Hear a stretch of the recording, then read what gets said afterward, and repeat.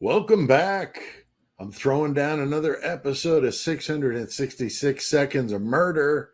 And you guys know what that means. That means that each one of these videos should be less than 666 seconds or 11 minutes and 6 seconds. And sometimes I go a little over, but I'll do my best to keep it moving. And we're going to be going at a breakneck speed. So make sure you keep up. And this time I'm wearing another band shirt. A Venom shirt, old school UK band from back in the day. They're still around, but they were my first influence in more extreme forms of heavy metal. Do me a favor, though. Go ahead and hit the like button. If you're not a subscriber, please consider doing that before you leave today.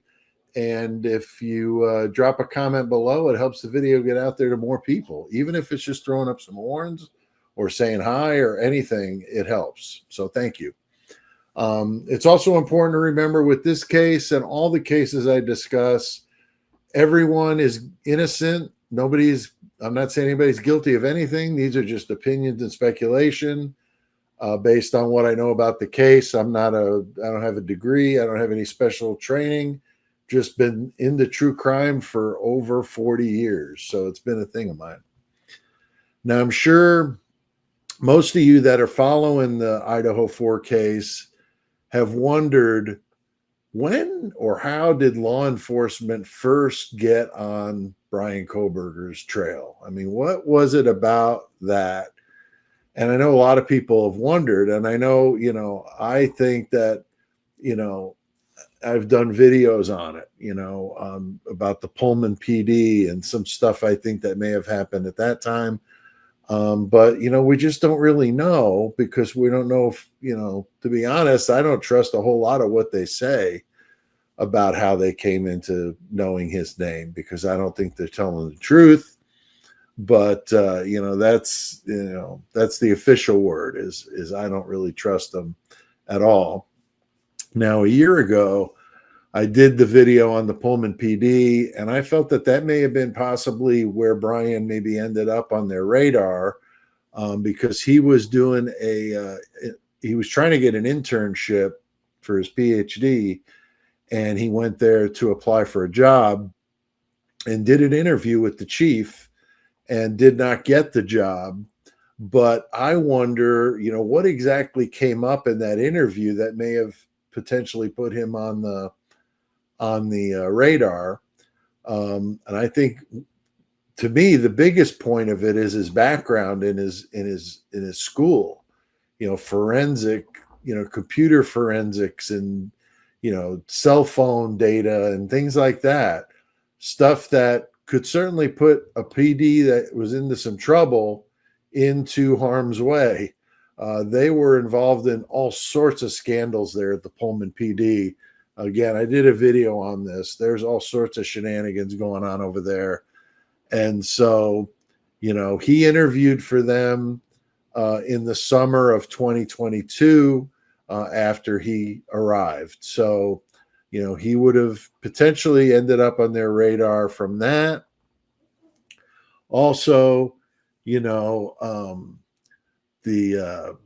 idea that he was a single guy, it came up in the interview that he was an insomniac, maybe it came up in the interview that he liked to drive around at night and look at the stars and all that.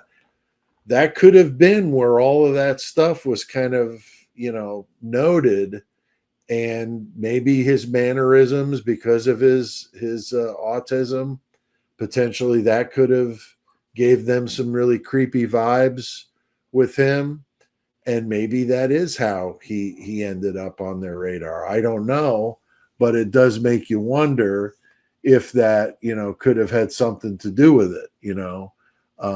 I just don't know, but I do wonder if that was the case, because ironically, the chief of police of Pullman that he interviewed with left that position right after that, and then went to the WSU, Washington State Police Department, at the university there where he worked, and he became the chief of police there.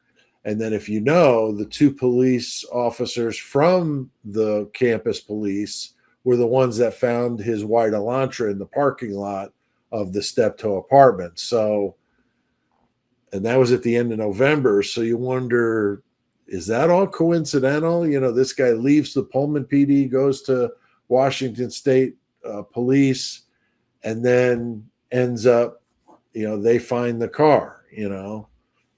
I don't know. You know, I don't know, but I'm sure that would have come up in an interview that he would have done, you know, that he would have been, you know, that what kind of car he drove, maybe his license plate. I mean, they may have had all kinds of information on him from when he applied for that job. We just don't know. But I think that that could be, you know, a way that they were onto him. And then it would have been super easy to get his DNA. I mean, they could have gone to his apartment on the doorknob. They could have gone to his car door or his office there at WSU because he was a student teacher. So all sorts of ways they could have potentially got his DNA. And, you know, we're talking about skin cells there at the crime scene on that knife sheath. And if that's all you're talking about, I was interviewing a Australian police officer last year, and I asked him this very question of how easy would that be to plant evidence like skin cells or transfer DNA? And he said extremely easy. So they would have been able to do that very easily, to put enough on that knife sheath button to have skin cells from Brian Kohberger on there, even though he may have never touched that knife sheath at all. So that's just my opinion there. And, you know, this is just something I've thought of, and it could have been, you know, potentially a way that he was, you know, put on a list, so to speak, a short list of people that were kind of suspicious that maybe if they needed a scapegoat, they would have had one, because then he applied for the Moscow Police Department. That would have been in October, so about a month before the crimes, which is ironic. And he didn't get that job either. So was it because he interviewed at both places? They both knew all about him. Both of those police departments were very close, communicating with each other, since a lot of their investigations overlapped, being right there near the state border. So it is certainly possible that that's how he got on the radar, in my opinion, just by interacting with the police and maybe giving them some vibes of what kind of person he was, and the whole insomnia and the driving around and all that. They would have known he wouldn't have been likely to have a good alibi, since he didn't have, you know, anybody that he lived with or any relationships or anything like that. So, you know, I definitely wonder about all that. Now, going back to the bushy eyebrow thing, you saw the thumbnail was what came first. So we know that from the court hearing last week that Ann Taylor said that Dylan Mortensen was pressured or suggested that she, it was suggested to her that she use the term bushy eyebrows, that it was suggested. So it was basically planted in her head. And we know that police do this kind of stuff all the time. I've done podcasts on false confession and all of that kind of stuff. And A.R. Hayes has talked about this as well. It happens. So my question is, if they were telling her about bushy eyebrows in the very infancy of this, when they were talking to her, how would they have known about bushy eyebrows? Okay. Now, personally, I don't think Brian Kohberger's got bushy eyebrows. I think his eyebrows look normal. But if you think about it, in a balaclava where all you're seeing is their eyes and their eyebrows, then maybe that would be a distinguishing feature that you would see, because that's what's kind of staring at you. Why the eyes weren't considered is another story. But nonetheless, the bushy eyebrows. So how would they have got the bushy eyebrow thing into her head without having somebody in mind? Because if they had somebody in mind, and that somebody was Brian Kohberger, then they would have known about him before the crime even happened. So what's up with that? Now, I know that some people have suggested that the FBI was on to Brian from back the case in Pennsylvania involving Dana Smithers, who went missing right before he left to come to Washington State. And then her body was found a year later, left in the woods somewhere. So was he involved in that? Now, supposedly he was cleared, but we also know there was a grand jury in Pennsylvania that his parents had to testify in. We don't know what that was all about because that stuff is kept secret. So does that have something to do with Dana Smithers or another case? We don't know. But the public or the word from police is that Brian was cleared of that crime. But would they have kept him on their radar, moving, to another state? Maybe thought he might continue doing what he did there. Maybe they couldn't pin it on him, but they thought he did it. Who knows? But I'm not sure. I've been digging more into the Dana Smithers case just out of curiosity, because he was living there at the time. He was in his senior year, just graduated to sales, and was getting ready to move on to Washington for his PhD. So, it just makes you wonder which came first. The Brian Kohberger or the description of the bushy eyebrows, and do they have, is it about the same person? Because if so, I think they've got some explaining to do, because they said they didn't know about Brian Kohberger until early in December, which I think is an absolute lie myself. I mean, they had the car at the end of November. They knew it was his car. So I'm finding it hard to believe they wouldn't have put that together, sooner than a couple of weeks. But, it's certainly something to consider. It's certainly something to consider when it comes to this crazy case and, which came first. And, DNA evidence left at a scene, transfer DNA. Talked about this before, not even legit in Australia if it's on a transferable item, such as a knife sheath. Our own military, same thing. Most countries don't allow it.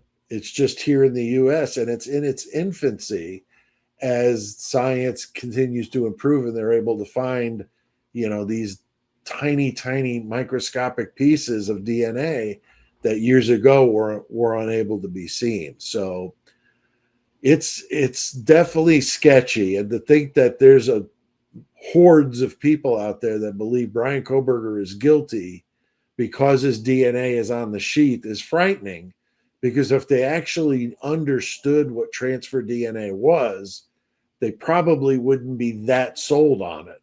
I'm not saying that there doesn't need to be some explanation. However, if you think about the different ways he could have been set up, it would have been super easy to put some DNA on a knife sheath and put it on the bed. I talked to a gentleman that owned a store in that area that sold knives and different weapons. And he said that back in the 90s, there was a company that came out with those same sheaths, but replacements, because a lot of people that had used their K-bars since, forever, the knife was good, but the sheath was falling apart. So they wanted a replacement sheath. So they were selling just the sheaths. And he said they sold very well. So there were a lot of sheaths out there without necessarily a knife in it. So that doesn't mean that that sheath was there, that it even went to a knife. We don't even know.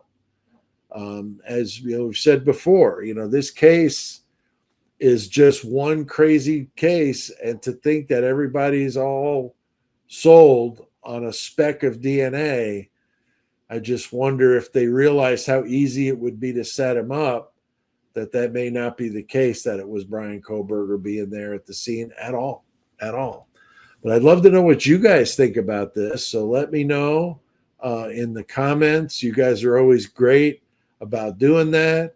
Also, I'm going to be doing a live tomorrow. That's Saturday, April 19th. Going to be doing one at 4 p.m. Central. Going to be talking about this. Going to be talking about Idaho 4 all the way. So come and join me. I'd love to have you there. We're going to be doing that here on the channel. And if you're a member of the Horns High Club, I sure appreciate your support. That's the membership here at the channel, just $1.99, but I appreciate that support. And all of you, I appreciate all of you that watch these videos with me, but don't forget to like the video, subscribe if you're not already, and drop a comment below, and we'll see you next time.